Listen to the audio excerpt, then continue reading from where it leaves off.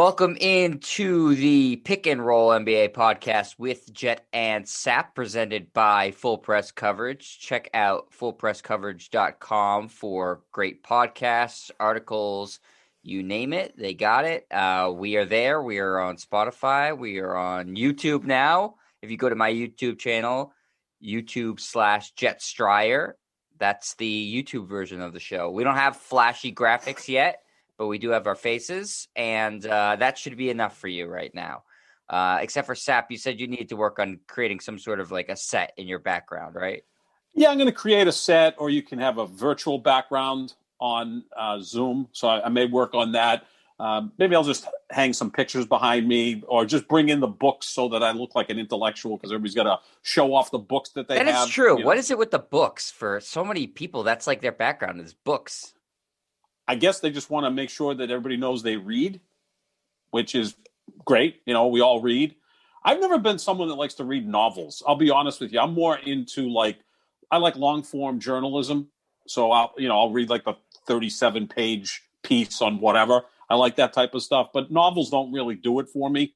But yeah, I've got plenty of books. I mean, when we were at the Herald together, we used to always get books sent to us, and then we had the author on, which was pretty cool. Then I would get the books and give them away for Christmas. I don't know if my, relatives really wanted those books, but it was something to put in a bag to give to them at Christmas. But yeah, I don't think I'm going to bring the books in. I'm tight for space where I am. So most of my books and my DVDs of all the movies I have are in storage at my niece's house in her attic. So I don't want to clutter my little space here. So maybe I'll just go with some pictures hanging up in the background. That's nice of your niece to be devoting some space to all your clutter. She's great to me. No one better than her. Yeah, I would actually think it's interesting you say the DVDs thing, because I feel like that would be a more interesting thing to put in your background than books. Like, oh, what movies does he or she like? Like, what do they have on their movie shelf instead of maybe I'll do that instead, Jet. That's a good idea. They'll come away with, this guy is obviously very dark, very deep, somewhat of a psycho, because you're going to see obviously a lot of Kubrick films behind me, whether it be A Clockwork Orange, Dr. Strangelove, 2001: A Space Odyssey. I just find that more interesting than the books that you are pretending to read that are, it's pretty fraudulent that you haven't read all those books. Everybody's got War and Peace behind them and that sort of stuff. Yeah, exactly. Yeah, the 17th Bible. Tale, the Bible. Yes, Donald Trump's second favorite book behind The Art of the Deal. But or you put behind you 17 volume set of Abraham Lincoln, so that you look like you're a historian. But we'll work on that, because my mug takes up most of the screen. But once we get whether it be the virtual or the real background, then we can kind of zoom out a little bit and show the rest of the room here. I am in tight quarters, so I got to be careful. I think you're onto something with let's normalize people putting movies behind them instead of books. I think that's the we're in the 2020s now. Let's just admit that everybody watches more movies than they do read books. I think it's time to call it on. Now, I'm not saying don't read books. I'm just saying that it's more likely the person has watched a bunch of movies than read a bunch of books. Or I can just have a giant movie poster of Trainwreck starring LeBron James. I think that could go right behind me, too. You'd be the only person in America to own that. I don't even think LeBron owns that poster. Well, thank you for mentioning LeBron James, because while he is out, the Lakers have added somebody on the buyout market. So he has a new teammate, one Andre Drummond, who has decided to say, I'm actually going to join the Lakers. Those other teams I was looking at, just as we said on the podcast the other day, kind of fraudulent, saw right through that one. He decided to go out to sunny California and join a team with title aspirations, as opposed to joining, the Celtics, Hornets, or Knicks, which were never really in the mix, but he made it seem like they were.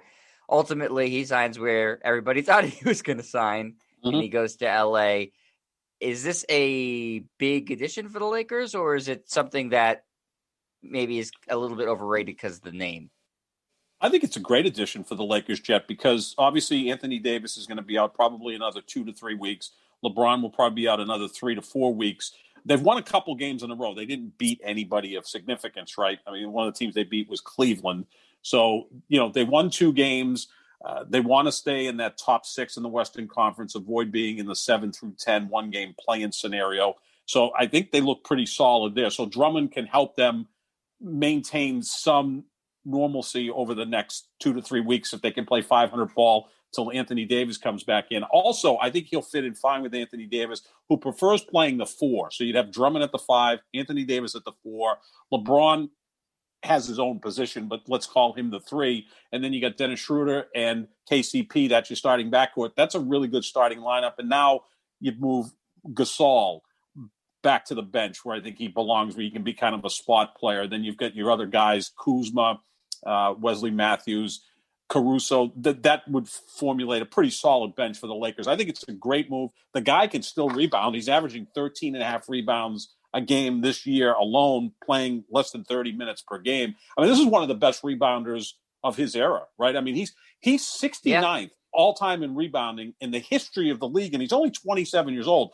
When I was doing research on him, I thought he was 30. He's only 27, Jet, and he's got 8,625 career rebounds. This is a guy who could end up in the top 10 or 15 all-time in rebounds. So he's got that one skill that he's phenomenal at. And the Lakers, when they won the title a year ago, a big reason was they dominated the boards against pretty much every other team. Now, looking forward to the playoffs, there may be some series where Drummond doesn't play much, right? I mean, if you get to the NBA Finals and they're playing Brooklyn and the Nets go with, say, Durant at the 5 or Blake Griffin at the 5, and those guys can go out and take three-pointers, or even LaMarcus Aldridge, who I'm sure we'll talk about momentarily. If he goes out to the 5 and starts draining threes, then maybe Drummond is almost useless at that point. But there's going to be some teams in the West where I think he's going to be a factor, namely, say, Denver or even the Clippers, where he can, maybe be somewhat of a rim protector. He's not a great defender, but he's a big body. So I think it's a really good move by the Lakers. He is a big name,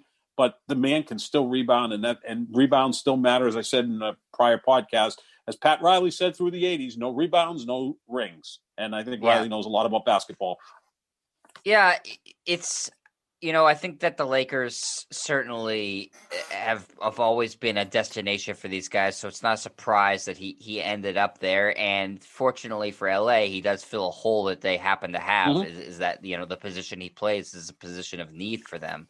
So it's a zero risk signing for the Lakers, which is always, the best kind of signings is when you're not giving up anything in return. And if it doesn't work out, harm, no foul. So it's really, you can't say it's a home run for the Lakers, because there's a reason that he was bought out and not, still on the Cavs. And there's a reason that the season before he was traded for a bag of peanuts. But he certainly can still rebound. He's not going to be asked to do much in the way of offense, I would think, especially once Davis and LeBron come back. I think he's averaging around 17 points a game. That should go way the heck down, I would imagine. They probably don't want him to have that many touches offensively, because that disrupts the flow that they want to have. He doesn't shoot from range at all. All of his points are basically dunks or layups, and he's more of a traditional back to the basket center where, he'll take the ball and pump fake, and it'll be, 12 or 15 seconds off the shot clock. So that's not something that the Lakers offense would really want them to do. It's more about, spacing and let LeBron sort of figure out where everybody's supposed to be. And Anthony Davis can play really anywhere offensively, which is why he's so good. He's 7 feet tall and he can play anywhere offensively. So I think that the fact that it fills the need is the biggest part for the Lakers. And the rebounding is key. Absolutely. And I think that it'll actually help them stem this tide when LeBron and AD are out, that it does give them somebody. And so the scoring might not go down right now because they're going to need scoring out of him. But when LeBron and Anthony Davis come back, I think that it'll change and his role on the offense will change. But I certainly see him as an upgrade over Gasol. I don't know if he's an upgrade over Harrell, but he's certainly taller. Yeah, Harrell's a guy that you can kind of fit in with different types of lineups. I mean, Harrell's 6'7". He plays the 5 a lot. He's an energy guy, but there's nothing that doesn't say that you can have a front court of Harrell, Anthony Davis, and LeBron James closing for you, because Drummond is a liability late in games because he can't hit free throws. He's a 50% free throw shooter. He is a total liability as a free throw shooter. Right. Then you have two liabilities, him and LeBron. LeBron does struggle at the free throw line, which is, kind of like his Achilles heel, which is just I have my theories why he struggles at the foul line. I think he overthinks the process. Just go to the line, take the shots, hit him. No, it's not an excuse. It's an explanation. No, I think don't like he it. is so analytical that instead of just going to the line, dribbling it twice and hitting the shot, he overprocesses. And that's why most of his game-winning shots come when they gain possession with 3 or 4 seconds left. There's not a lot of time for him to have to overthink the situation. It was something that people said about Peyton Manning at times, where he would overthink when he got to the line of scrimmage. Sometimes Aaron Rodgers does that, whereas Tom Brady, keeps it simple, stupid, so that he goes forward in what he wants to do. But the offensive contribution from Andre Drummond that we're going to see, it basically going to be about lobs and putbacks. That's about it, which is going to be just fine, because once Davis and LeBron are back, those are the guys you run the offense through. And Dennis Schrader is a guy who can really, also run the offense as well. So they should be in fine shape going forward. Yeah, so he was the biggest name on the buyout market, certainly, and I think everybody really expected him to sign with the Lakers from the get-go. I said this last week when the list of teams came out. It was just, you could see right through it. It was pretty fraudulent because he wasn't going to play as big of a role on any of the other teams, maybe the Knicks, than he was on the Lakers. And also the Lakers offer him the best chance at winning a championship, the best case at showcasing his talent in a deep playoff run to get a contract next year. And it's, a nice little couple-month vacation being in warm, sunny Los Angeles. So none of the other options made sense for me. No. So Lakers, I think it's a great place for him to be in terms of trying to add to his value as he hits the free agent market this offseason. And it's a great signing for the Lakers to get somebody for nothing that fills a need. So I like it all around. As far as an unexpected signing, we all knew LaMarcus Aldridge was going to hit the buyout market, but everybody thought he was going to the Miami Heat. He changes course, and he ends up with the Brooklyn Nets as the rich get richer. And the two title favorites now have both added the two best players off the buyout market. So what do you think LaMarcus Aldridge offers the Brooklyn Nets? Same questions I asked you about Drummond to the Lakers. Another option. I think it's more necessary that the Lakers got Drummond because of their injury situation right now. Although we still don't know the extent of the injury to Kevin Durant. Is he just going to take the rest of the regular season off and be ready for the postseason? If that's the case, then so be it. Kevin Durant's played 19 games in the last 2 years. So although I think he's the second best player in basketball behind LeBron, there has to be some concern with that, right? I mean, this hamstring, groin, Achilles from 2 years ago, that whole lower body I get the area sense that got to be a concern. Fine, and they're probably just, I would like you think said, so, right? him. And look, he could probably score 25 without moving, right? I mean, he could just walk down the court, spot up and shoot and get 25. He's that damn talented. It's a good move for the Nets because now you have LaMarcus Aldridge and Blake Griffin as guys that you can start them.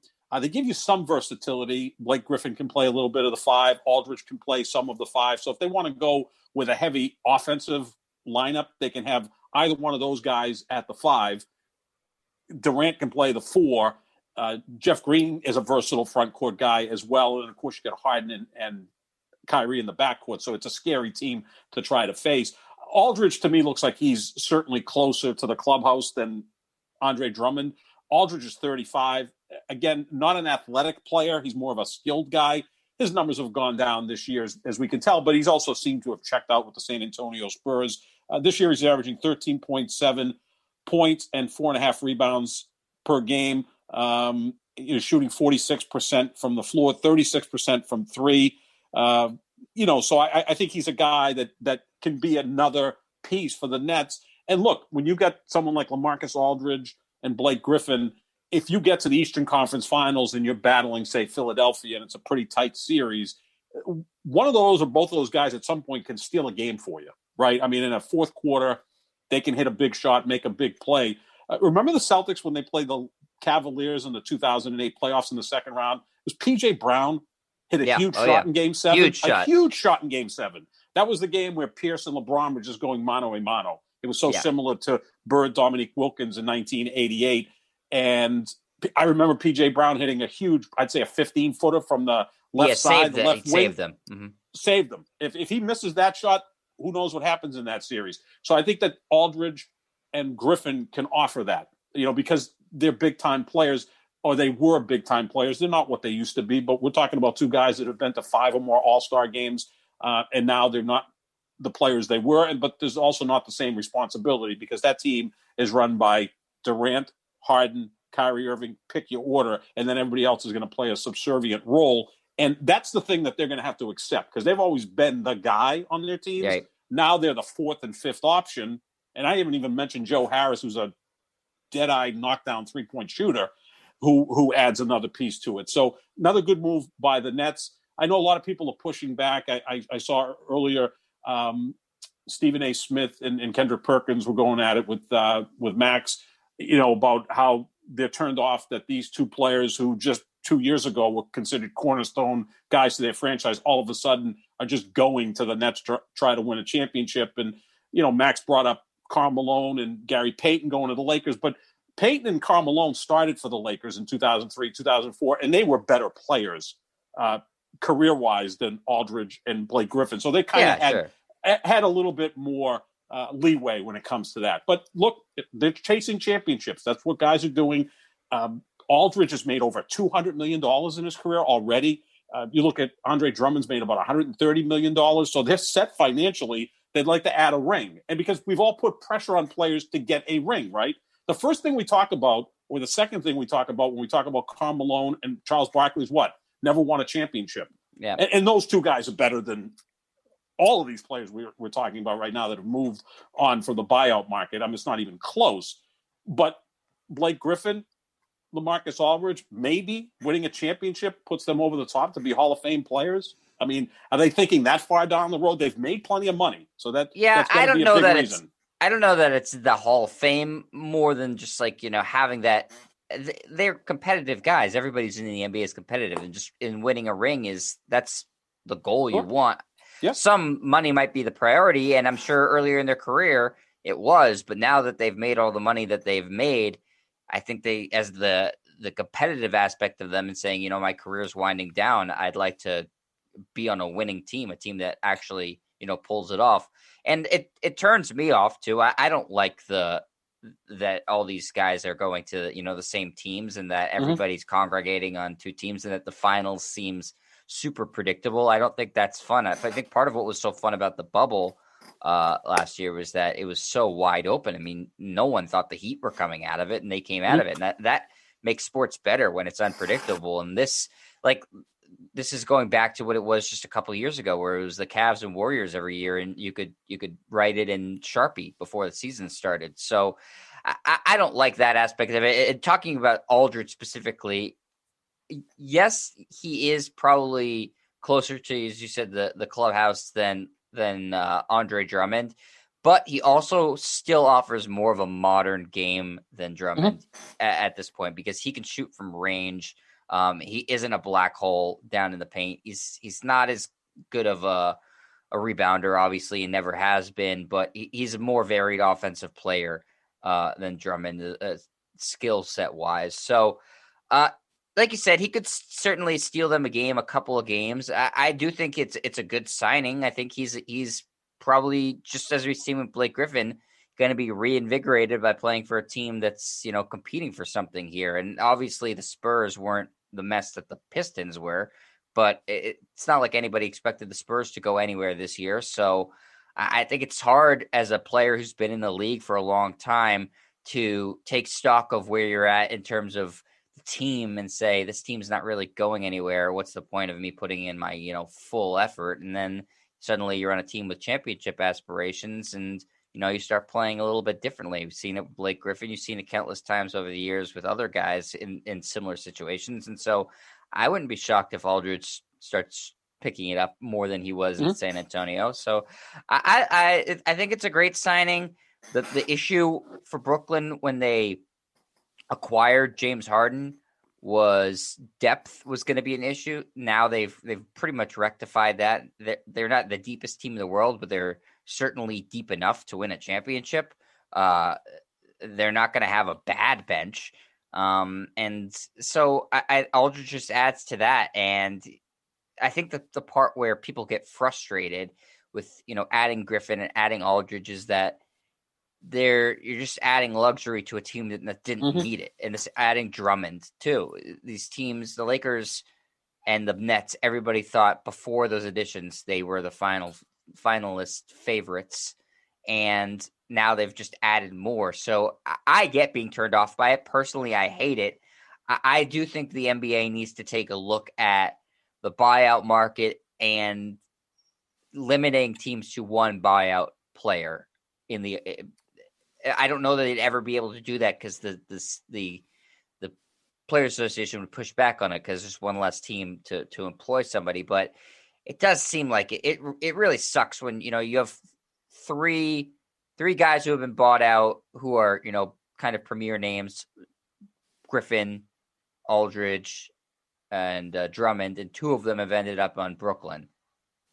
It just I don't know that it's good for the league to have the finals so telegraphed. What if, well, in the 80s, we pretty much saw the Celtics or the 76ers in the finals against the Lakers. That worked okay in the 80s. In the 90s, Jordan was always in the finals. And then in the 2010s, LeBron's always been in the finals. So, I mean, the league has always been about this. I mean, the Celtics won 11 championships in 13 years. The only decade that you didn't have a dominant team was the 70s. No one repeated between 1969 when the Celtics won back-to-back with Bill Russell as the player coach all the way up to the 1988 Lakers. So it was almost 20 years between back-to-back, and now it seems normal to go back-to-back. I mean, Jordan went back-to-back-to-back twice. Kobe went back-to-back. LeBron's gone back-to-back. So that's the way things happen now in the NBA. Golden State probably would have won 3 in a row if Durant and Klay Thompson don't get hurt in the finals 2 years ago. Probably. Yeah, but I mean, if the Celtics were in a position where they were the dominant team, would you say the same thing? If No, LaMarcus I'd love it Aldridge as a Celtics fan. But as an NBA fan, I don't think it's great for the league. Like you're saying, in the 80s, and it was the Celtics and Lakers, and that's true. But it was more of an organic feeling, that they did it through shrewder moves. Versus now, it just feels like, okay, players just are all friends with each other. They want to be on the same team. They want to be in the major markets, or more specifically, recently it's been want to be in a warm market in Miami or Los Angeles. So I do feel like it's changed a little bit, and I also feel like we've talked about this before, Seth, how talented the league is right now, and with the amount of talent you have in the league for it to still be a telegraphed finals, I just don't like how that plays itself out. Yeah, I mean, there's no mystery there, but when we get to the finals, it should be a real interesting finals between the Lakers and the Nets. But in the 80s, the Lakers and Celtics constantly added talent throughout the season, not just in the offseason, but in the offseason. One year, the Celtics bring in Dennis Johnson. They win the NBA championship. 2 years later, they bring in Bill Walton as a sixth man. They win the NBA championship. The Lakers were constantly bringing players in. Their backup center when they won back-to-back titles in the late 80s was Michael Thompson, father of Klay Thompson, who, by the way, was the first pick in the 1978 draft. In the early 80s, they brought in Bob McAdoo, who'd been a league MVP and led the league in scoring 3 times 10 years before he joined the Lakers. So those two teams, it almost felt like in the 80s, there were about 4 or 5 well-run teams in the NBA. The Celtics, the Lakers, the 76ers, and to a lesser degree, say, the Bucks and the Spurs, because they always kind of dipped in and out, playing at least in the conference championship.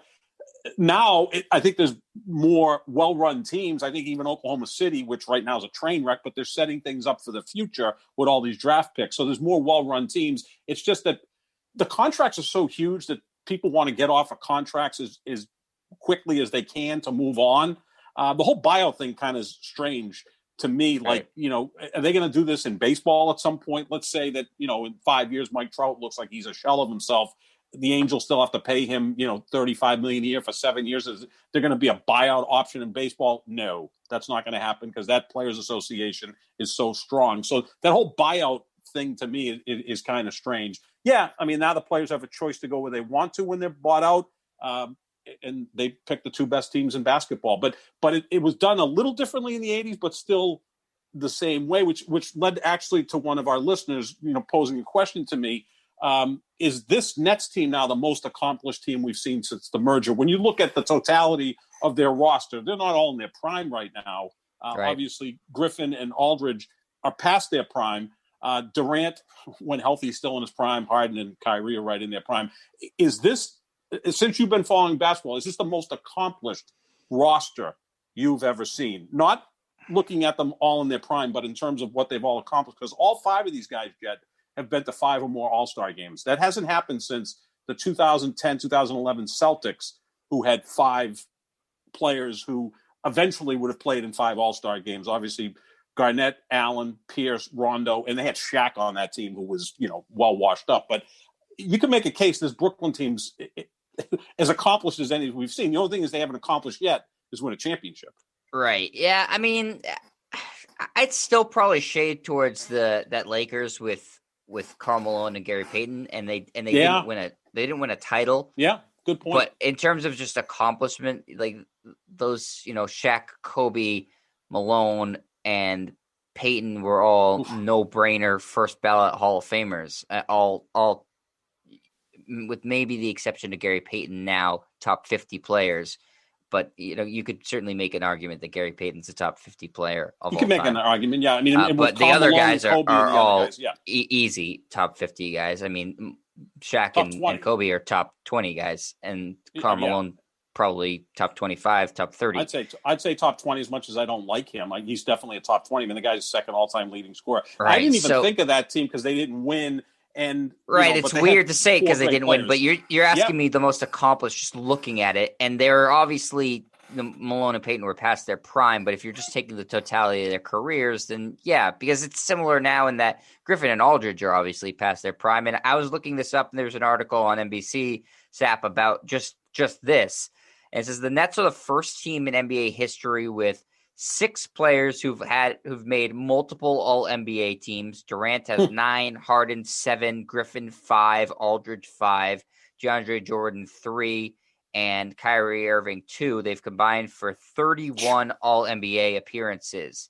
Only the 2004 Lakers, the team we just mentioned, right? They had 38 between Malone, O'Neal, Payton, and Kobe Bryant, and the Celtics in 2011 had 32 between Shaq, Garnett, Pierce, Jermaine O'Neal, and Ray Allen. Yep. Funny enough, though, Sap, those 2 teams, no championships. It says, goes on to say, none of the 4 teams with at least 30 All-NBA selections have won an NBA championship. So take that for what you will. But if you are looking at this Nets team in terms of accomplishment, you could certainly make the case that they are one of, if not the most accomplished team. The reason I would push back on it a little bit and say that Lakers team, or even that lesser that Celtics team, because they only won 1 championship, is that they have Durant, who's won 2 titles, Kyrie, who's won 1, Harden has won 0, Aldridge has won 0, DeAndre Jordan's won 0, and Griffin's won 0. So that's a great point, Jeff, because I could go back. I'm being older, and I'm sure if your dad's listening, he probably would nod his head when I bring these 2 teams up. But the 85-86 Celtics, because you had Parrish, McHale, Bird, arguably the greatest front court in the history of the sport. You had Dennis Johnson, who's a Hall of Famer, as your point guard. Danny Ainge made an all-star team a few years later. He was kind of like the redheaded stepchild on that team, but he was a damn good player. And then you had Bill Walton and Scott Wedman coming off the bench, and Wedman was a multiple-time all-star. Bill Walton, if he had been healthy throughout his whole career, instead of us arguing about who's the greatest center among Russell, Jabbar, and Chamberlain, we'd be arguing about Russell, Jabbar, Chamberlain, and Bill Walton. I think that's how great he was at his peak. Also, the Lakers in 86-87, you had Kareem still playing at a very high level, Magic Johnson, James Worthy, Michael Thompson was the backup center, and that was a loaded team. But I'll actually go back a few years before, and here's another team that didn't win the title.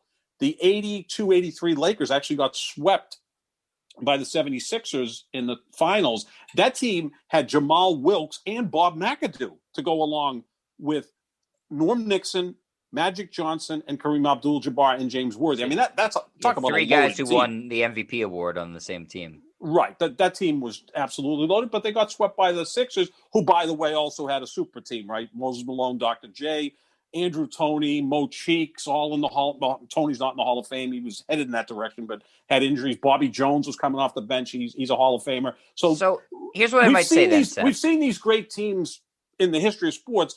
the only thing is the Lakers and Celtics had already won championships. This team Right. hasn't. So we got to So see, is James Harden going to step up in the playoffs, or is he going to suck like he normally does?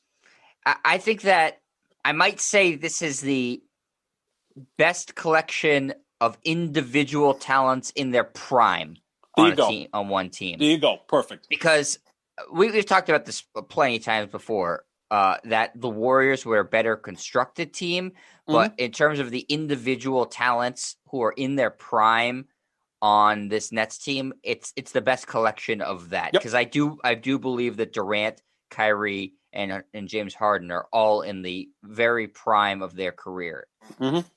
So I think that is unique opposed to when you look at like that 04 Lakers team. Peyton and Malone were well past their prime. Shaq was just exiting it. Kobe was firmly in it. That 11 Celtics team, Shaq was way the hell out of his prime. Garnett was out of his prime. Pierce was just out of his prime. Jermaine O'Neal was like a bit player on that team, and Ray Allen was past his prime too. And then you look at some other teams, like they said, the 2013 Lakers too had Kobe, Nash, Howard, Pau Gasol, and Metta World Peace. Basically everybody except for Dwight Howard and maybe Pau Gasol were out of their prime on that team.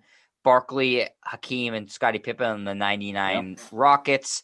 So it's unique in that these three players who are the marquee guys of that Nets team are all still in the prime of their careers. It puts it a lot closer to that Warriors team that we saw in the past decade be dominant than these other teams we're talking about with multiple appearances in the All-Stars or All-NBA teams. Is that this is a little different because these guys are all still so good. And the closest guy to being out of his prime is probably Durant, who's the best of the three of them. Right, because of the injury concerns, and he's also the oldest. So there is that concern. But like I said, he could score 25 a night just standing in a corner. I think he could still accomplish that. But a lot of those teams you brought up, Jet, didn't win a championship. And this is one that's still very delicate. As talented as the Brooklyn Nets are, it's still very delicate because it could implode. We know Kyrie Irving has a tendency of screwing things up. He's a marvelous player. I think he's probably the most skilled guy in the league. To do what he does at 6'2", it's breathtaking. Harden is a leading MVP candidate. We know all about Kevin Durant, but it could blow up in the postseason. Mike D'Antoni is the assistant coach to Steve Nash. Normally, I don't weigh coaching into the playoffs all that much unless maybe Greg Popovich is involved in a series, and he's not going anywhere near the finals anytime soon in San Antonio. But the Mike D'Antoni system, which I think Nash has somewhat adopted, proves that it doesn't necessarily work in the postseason. Now, it didn't have Kyrie Irving and Kevin Durant with James Harden in Houston, but it did have Chris Paul for a couple of years, who I love as a player. And Russell Westbrook, who I think is a tough fit with any team because he's kind of his own guy. But it could implode because it's still a very volatile situation in Brooklyn. The health of Kevin Durant and Kyrie Irving. Kyrie could retire in 2 weeks. It wouldn't shock me. And he joins the circus. I'm being a bit hyperbolic here, but none of that would really shock us, would it? I mean, no, he's a weird retiring, guy. I'm going into acting full time. I'm going to play Hamlet. I'm going to try to, be a better actor than Daniel Day-Lewis. Like, if that came out of his mouth, I would not be totally shocked. Yeah, you don't know what's going to come out of it. He's just a strange guy, and that's kind of the way he likes it. Honestly, is he likes to be the guy who people are constantly guessing. Well, what's he thinking? That he likes. It's not that he likes the attention. I do think that there's to some degree, but he certainly likes the perception that he's like mysterious and this deep thinker. So, and he's a troll. Right? He's a troll too. We could do. I mean, I could do 10 hours complaining about Kyrie Irving and his personality, but I won't let you do that. It's it's an interesting conversation, and I do think that they've quickly become the villains in the NBA. Yes. And that Steve Nash was asked that question last night, and it said their team is embracing it, and I don't think anybody is really rooting for the Nets to win outside of Brooklyn, whatever fans they do have. Again, it leaves a bad taste in a lot of people's mouths. It's like all these guys are joining up. I have not understood why Durant is so on board with this, because this seems to be the thing that bothers him the most, is the perception that he needed to join a super team to win a title. And that's why I thought he left Golden State in the first place, was to get rid of that and win a championship without that hanging over his head. And now it's this, if he wins a title, it's going to be the same crap that people were saying. And I'm not saying that they're right or wrong. Personally, I think that they're right. It was the titles don't look as good for him because they were with the aid of a team that had won 73 games the year prior. Mm-hmm. And listen, a title is a title. I'm not taking it away from him, but I don't understand why he has control over the moves that the team makes. I don't understand why he's so on board with this again, because he's going to get the same shit that people were giving him that he's been upset about for years. If he went to Brooklyn with just Kyrie Irving and won 1 or 2 titles, I think people would be cool with that, right? It's when you added James Harden, who, quite frankly, is actually having the best season of the 3 players and is a top 3 MVP candidate. If he had gone just with Kyrie Irving, and let's say Kyrie Irving and Kevin Durant won 2 titles together in Brooklyn. If I'm Kevin Durant, I can say, this discussion, am I as good as LeBron? Am I better than LeBron? Well, I won 2 with Kyrie. LeBron only won 1 with Kyrie. I got the best out of Kyrie, more so than LeBron did. So that would be a feather in his cap. Now, unless Brooklyn wins the title, it's going to be considered a failure, right? And it's kind of interesting, as you said. Now, let's say the Lakers play the Nets in the finals. A finals which you will not watch because the Lakers could go one up on the Celtics in terms of titles. It's been my nightmare, Brooklyn. And it's going to happen. It's going to come true. It's probably going to come true. I mean, I'm more confident than Brooklyn gets to the finals because I just don't think the East is deep enough. The Lakers, they still have a few minefields in the West, but I still think they'll be fine, as long as LeBron and Anthony Davis are healthy. But I think a lot of people will root for the Lakers over the Nets.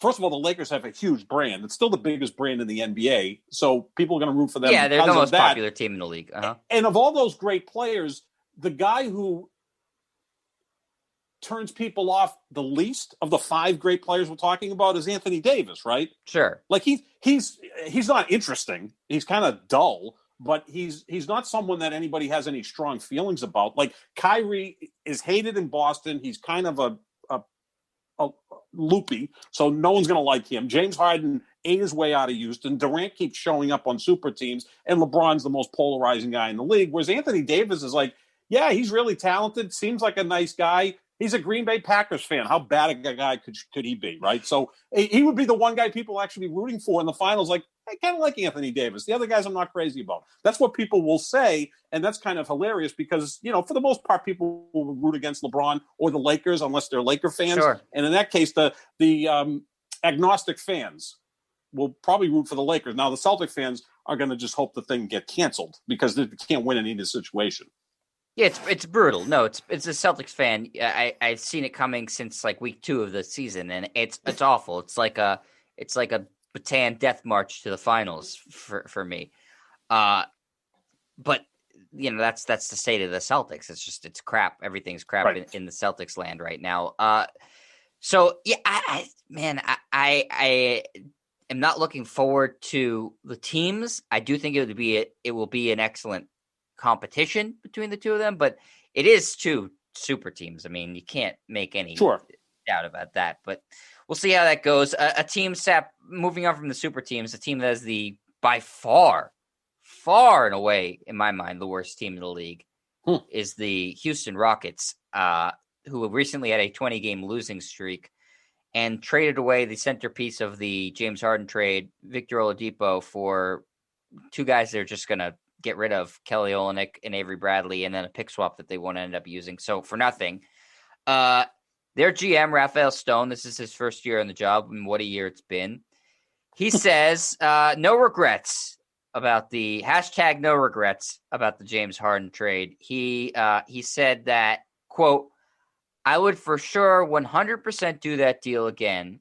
You guys don't have the advantages of knowing everything I know, speaking to the media, but literally no part of me regrets doing that deal. I have not second-guessed it for a moment. Strong words from a guy whose team is going to be the worst team in the NBA for at least the next 2 or 3 years. Yeah, maybe he gets lucky and gets the first pick in the draft and ends up with Cade Cunningham, so that would be a building block going forward. Look, you had James Harden, who's by the way, if that pick falls out of the top 4, it's not theirs anymore. It goes to the Thunder. Exactly. Yeah, which Sam Presti's got his team in good shape going forward with 34 draft picks over the next 7 years, which hopefully doesn't use all of them because that would give me a migraine headache. But he can move pieces for other players. He's got some nice players on his roster. At least he's got a game plan, Sam Presti, right? He knows what he's doing. Raphael Stone, they're in good shape. No regrets. Yeah. They're in great shape, Oklahoma City. I think they're in really good shape because they're sinking to the bottom. They're remaining somewhat competitive, but they've got so many draft picks and cap space that they're going to be fine. When you traded James Harden, who's one of the 6, 7, 8 best players in the world, wherever you want to rank him, I mean, he's an asset, and he's still playing at a very high level. If you could have moved him to Brooklyn for Karis LeVert and Jared Allen and some draft picks, I would say that's a good move, right? Because that's what Brooklyn gave up, but they didn't all come to you. Jared Allen ended up in Cleveland. Karis LeVert's now playing in Indiana. Like, if that was the trade, if you're Raphael Stone, go, Jared Allen's a nice piece, Karis LeVert's a nice piece, I got some draft capital, good, we can move on from here. They've taken what they got and turned it into less. It's almost like, is there something wrong with the city of Houston? Because the Texans did this. They traded 2 first-round picks for Laramie Tunsil, an offensive tackle, and now the Dolphins, who got those 2 picks, have turned it into more first-round picks. So in the end, Laramie Tunsil somehow is going to net 4 first-round picks to the Dolphins. Yeah, that's incredible. And 49ers and Eagles or whoever the hell the teams are. And Houston's left with, a good offensive tackle. Whoopee! What are you going to do with that? You don't have a quarterback. He may be in jail in about 6 months. But so is there something going on in Houston, something in the drinking water? Because they actually had a pretty good run, right? The Texans looked like they were heading the right direction with Deshaun Watson and some talented players. The Astros won a World Series. Sure, they probably cheated to win it, but who doesn't cheat these days? And then you had the Rockets, were this close to beating the Warriors in the Western Conference Finals a few years ago. No, they were on top of the world. Top of the world. Now you've got the Astros are dismantling the team because they can't afford players like George Springer, who's now with Toronto in baseball. The Texans are probably the worst team in football with a quarterback that's in some legal shit, to say the least. And now your basketball team went from being relevant to irrelevant. You didn't get enough back in return. Like, I know the NBA trades are complicated, and you're like the only person that understands them, that you can't just make, team for team swap because the contracts have to fit. So you have to bring in a third or a fourth team, and somehow Danny Ainge gets a second-round pick for wink, wink, nod, nod, how these deals all work out. In some sense, actually, didn't Danny Ainge have a part in LeBron going to Miami? Remember, there was like a second-round pick that had to be tossed. I'm trying to remember. I think he did. It was something crazy. They also had a part in Rasheed Wallace going to the Pistons. Right. Yeah. So it's just like it's kind of crazy to keep all track of this. But if you could have just got Jared Allen, Karis LeVert, draft picks, then the Rockets could say, okay, we've got these 2, nice young players. We can build from there. They don't even have them. Yeah. This is what ultimately that they got. The Nets first rounders in 2022, 2024, 2026, and the Bucks 2023 first rounder, plus the right to swap in this year, 23, 25, or 27 with the Nets. So, I mean, that's really future oriented, and just hoping that the Nets implode and that those guys go their separate ways. The thing that you've seen with picks, and you've seen this specifically if you're a Celtics fan, is that you might think the pick will end up good. There's just no way to prognosticate that far into the future. It's impossible. It worked out with the Nets trade the Celtics made with the Garnett and Pierce, and it worked out terribly with the Kings and the Memphis trades, and those picks didn't amount to anything.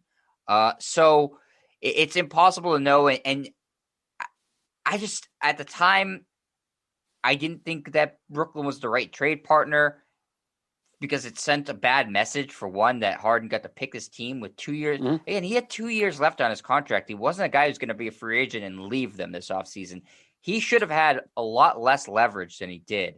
And they kind of caved, thinking, let's just get rid of this situation. And they made the wrong move. And now to double down and say you do it, those picks might end up being valuable. I don't know. But to expect fans to have to stick around and care up until 2027, where you might have a good pick, I mean, that's 5 years from now. It's a long time to just suck and have no real hope on the horizon. And they're going to get some good picks of their own. Maybe not this year because they might lose it. But they're going to be bad for a long time. And they don't have what Oklahoma City's done is they have supplemental pieces that they can develop along the way. Like Shai Gilgeous-Alexander is a good player. Dort is a good player. They have guys that they can bring along while they accumulate these draft picks and young players. So by the time that those players are ready to go, they already have a seasoned pro in Shai Gilgeous-Alexander, and they're ready to actually start winning, as opposed to, okay, you get the guy in 2027. It's going to take 3, 4, 5 years for him to get really going. And so you're talking about being bad for 10 years potentially. That's just such too long of a time to be a basement dweller, especially in a huge market like Houston, for a team that is expected to be competitive historically. Raphael Stone probably won't make those draft picks, right? Because if this continues, he'll be gone. Tillman Fertitta, what's his name? Tillman Fertitta. He's a Paisan. Tillman Fertitta. He doesn't seem like a very patient guy. So I think in 3 years, when the Rockets continue to suck, that Raphael Stone will no longer be the general manager and Silas will no longer be the coach, because he does seem to be a bit of a not a patient man, Tillman Fertitta. Now, when the Celtics moved on from Garnett and Pierce, those guys were past their prime. Yeah, right. James Harden's in his prime. Like James Harden's going to be an impact player for what, 3, 4, 5 more years, unless he finds all the strip clubs in New York, and maybe they're still closed because of the pandemic. Once they reopen, maybe that shortens his career because he's going to balloon up to what he was in Houston. But he's still got a lot of ball left in him. Garnett and Pierce were way past their prime. You knew that once those guys left, the Nets were going to just sink. And those draft picks turned out to be Jason Tatum and Jaylen Brown. The Nets are going to be relevant for the next, at minimum, 3, 4 years. So now we're looking to 2027 when maybe the Nets are no longer good and you get a high draft pick. But what's the guarantee that's even going to be a top 3 pick? Right, you don't know. And what do you end up with? You just saw that with the Kings and the Grizzlies. Yeah. Teams can have surprising seasons where they're not as bad as you think, and it's still a lottery and you're not guaranteed anything. And, in addition to that, with the talking about the Oladipo move, if you're going to get a player back as an asset, which I do think you should try to do, you can then try to get a player that you can flip for something else for more assets. They just basically tossed him as cap fodder. So they got nothing in return for him that they're going to use. The pick swap, it says it's a pick swap in 2022, but why would you swap out? You're going to be worse than the Heat, so they're not going to use it. So it's nothing. So they basically cap dumped a player that was supposed to be the centerpiece of this trade. And I'm not saying that they should have, that Oladipo wasn't a good player to get at the time, and that obviously it looks like they should have gotten LeVert or Jared Allen or both instead. But okay, you make the decision to take Oladipo, but you got to get more for him, or get a player that you can, if you're going to trade the player, get more for than just a cap dump. It's just not good management. It's no way to run a team. And like you're saying, he's not going to end up, so he can say, I feel great about this trade, I would do it all over again, but he's not going to see the benefits of any of the trades. So not at all. I don't know why he's saying that. I have to wonder too, because Tillman Fertitta, and I'll bring him up again, I think he took a massive hit during the pandemic because he's in the entertainment business. Did. He took a huge hit. He owns hotels, restaurants. They're going public. The Rockets are going public because he needs the money. He needs the money. So that leads you to believe that now he's trying to dump salary, and that this team is in a sell mode, not in a buy mode. So that kind of brings its way into it as well. This is not like Steve Ballmer owning the Clippers. It's like a joke for him. He's worth $75 billion. He paid $2 billion for it. He could go sign every player in the NBA if there was no cap and win a championship, although the Clippers would still manage to screw that up. I do believe he is worth more than all the owners combined. They've done the math. I would believe that. Steve Ballmer is worth more than them. $75 billion, Jet. He's one of the 10 richest men in the country. I mean, that's a pretty good spot to be in. Tillman Fertitta lost a lot of money during the pandemic. He took an absolute bath. So I think that weighs in on how they're running the Rockets as well. But sometimes when you're pushed against the wall, you still got to react better than just start giving pieces away and making kind of crazy trades that are going to leave your future in peril. And look, by all of these moves, the value of the Houston Rockets has gone down. If he wants to try to flip the team, which, as you said, is going public now, the value has gone down. So this is not a time to be a Houston Rockets fan at all. No, it's a really crappy time. They're gonna be bad. Like I said, I could see them being terrible for 10 years. Yeah. That's not an exaggeration, because you're looking down the line at it takes, if you're gonna get great draft picks by tanking, which is they're obviously doing, it still takes those players time. Look, Zion Williamson was the can't miss number 1 picks, and he's playing outstanding. I saw him decimate the Celtics last night. They're not going to make the playoffs this year. They didn't make the playoffs last year. It takes these guys a couple years to impact winning. LeBron didn't even make the playoffs in his first year. Or second year. It was his third year. Durant, it took him a couple of years. It takes some time. So you can get good players a couple of years in a row. Look at the freaking Timberwolves. They are in the top of the draft every year. And it's not like they've botched the picks outside of Anthony Bennett, which they botched badly. That was Cleveland that botched him, actually. You're right. It was Cleveland. Yeah. They traded for Anthony Andrew Bennett. Wiggins wasn't a botched pick because he was a consensus number 1 pick in 2014. And he's had a nice career. I mean, if you had to do that draft over again, you'd take Embiid first. But no one was. Everybody's saying take Wiggins 1. Wiggins was the can't miss guy. It wasn't really a botched pick. No, not at all. I mean, it's like Odin wasn't a botched pick either, because he was the consensus number 1. Yeah, and look, I love Jalen Suggs, and I could see Jalen Suggs going to Minnesota. Is the first, second, or third pick in the draft. Now they'd have their point guard, they got their center, they've got their wing and Anthony Edwards, and Suggs is from Minnesota. He's got all sorts of leadership ability, but that's no guarantee that the Timberwolves are going to be a factor. As you said about New Orleans, they got some pretty good pieces around Zion, but it takes time to develop winning. So like I'm saying, it could be a 10-year rebuild because they tore it down to the floorboards there, Sap. They have nothing. And there's still termites inside of the dwelling, so that's not bad. Good. It's bad, and it's going to stay bad. And the contractor and the homeowner, they're running out of money. Yeah, in the case of Tillman Fertitta. It's in a bad neighborhood. Not a good place to be if you're a Houston Rockets fan or Houston Texans fans. No, get the hell out of Houston. I would say to Raphael Stone, you're going to regret it when you're out of a job in a year. Update that resume. Listen, Sam Hinkie, he had the whole plan, and that was his plan to tank, and they couldn't even be patient enough with him. And that was he was upfront about it. They're not even being upfront about it. No. So he's not long for the job, but that's what it is in Houston. So that's going to do it for us for the Pick and Roll NBA podcast with Jet and Sap, presented by Full Press Coverage. We went from the Lakers and the Nets, the cream of the NBA crop, to the absolute dregs of the NBA crop and the Rockets. What a great full circle show, Sap, for us to be able to do that. I think we're going to be talking about the Lakers and Nets the next 2-3 seasons, and we will not be talking about the Rockets outside of the embarrassment that they are. So check out our podcast on fullpresscoverage.com, up on YouTube. You can see it on SoundCloud or Spotify, all sorts of places. And that will do it. Thanks for listening, everybody. Remember to comment and like and subscribe to the YouTube channel. And hit us up on Twitter at JohnSap25, at JetStryer. Let us know what you think. Anything you want us to talk about NBA related, we are glad to take your suggestions. All right. See you, everybody.